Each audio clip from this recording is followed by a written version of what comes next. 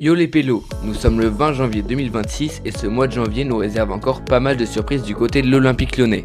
Dans ces derniers jours de mercato, l'OL est activement à la recherche d'un numéro 9 pour pallier le départ de Martin Satriano, malgré l'arrivée en prêt d'Hendrick en tout début de mercato. Entre Narte, Tagliafico et Alejandro Gómez Rodríguez, cette première vidéo consacrée à l'actu de l'Olympique Lyonnais s'annonce déjà très croustillante.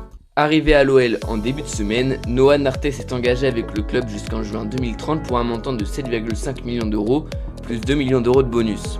Le jeune milieu danois de 20 ans n'était pas qualifié face aux Young Boys de Berne pour la même raison qu'Hendrick, une interdiction de jouer en Ligue Europa jusqu'à la phase finale.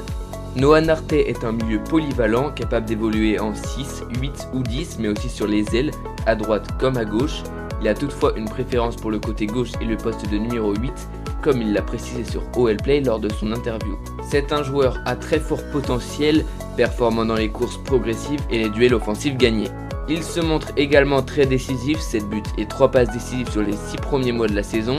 La saison dernière, il affichait déjà de belles statistiques avec 5 buts et 9 passes décisives. Comme annoncé dans son interview, Noah Narte est suivi par la cellule de recrutement de l'OL depuis février 2024. Suite à sa victoire en Ligue Europa face aux Young Boys de Berne, l'OL se qualifie directement pour les huitièmes de finale sans passer par les barrages. Mieux encore, les Lyonnais joueront la première place jeudi prochain face au PAOK Salonique, un enjeu majeur qui pourrait permettre à l'OL d'éviter Aston Villa jusqu'à une éventuelle finale si le club anglais termine à la deuxième place. L'OL va empocher 7,5 millions d'euros grâce à Botafogo. En effet, le club lyonnais détient les droits économiques de Jefferson Savarino qui devrait s'engager du côté de Fluminense.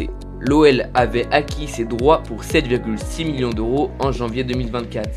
Une opération quasi blanche mais surtout une rentrée de cash bienvenue qui pourrait permettre à l'OL de renforcer son effectif avec l'arrivée d'un nouveau joueur lors de ce mercato.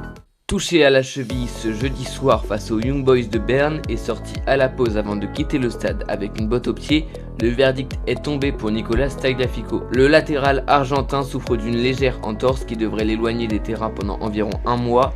A noter également qu'Amner devrait être indisponible ce dimanche face à Metz. Annoncé en conférence de presse ce vendredi, Alejandro Gómez Rodríguez et Enzo Molepe devraient quitter l'OL pour partir en prêt cet hiver. Relégués derrière Rémi Humbert dans la hiérarchie, les deux gones ne devraient donc pas poursuivre l'aventure entre Rhône et Saône jusqu'à la fin de la saison.